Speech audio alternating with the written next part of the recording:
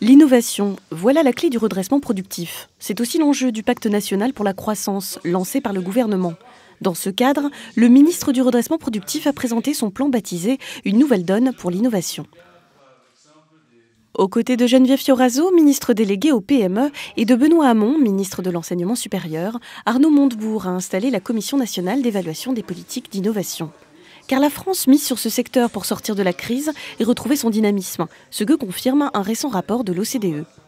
La France est en avance par rapport à des pays, par exemple d'Europe du Sud ou des pays d'Europe centrale ou orientale, mais la France est derrière un peloton de tête dans lequel on retrouve les pays d'Europe du Nord, dans lequel on trouve l'Allemagne, les Pays-Bas ou la Corée maintenant, les États-Unis bien sûr, et la Chine est en train petit à petit de nous rejoindre, et la tendance qui est à éviter et pour laquelle un certain nombre de réformes doivent être parachevées serait que la France décroche définitivement ou décroche pour longtemps de ce peloton de tête.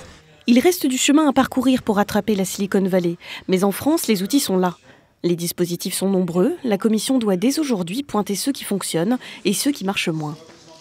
La France doit aussi accentuer les synergies entre le public et le privé, entre les écoles et les entreprises. Il y a tout cet écosystème de naissance, mais surtout de développement des entreprises, de croissance des entreprises, porteuses de projets, porteuses d'innovation de produits ou de nouvelles manières de produire qu'il faut favoriser. La commission d'évaluation des politiques d'innovation est composée d'économistes, de représentants des collectivités locales et de créateurs d'entreprises. Une diversité de profils pour apporter différents regards et passer au banc d'essai les systèmes d'aide. Pour cela, la commission s'est fixé plusieurs missions. La première, c'est d'évaluer les dispositifs d'aide à l'innovation et les structures d'aide à l'innovation prises individuellement, notamment évaluées au regard de leur impact économique.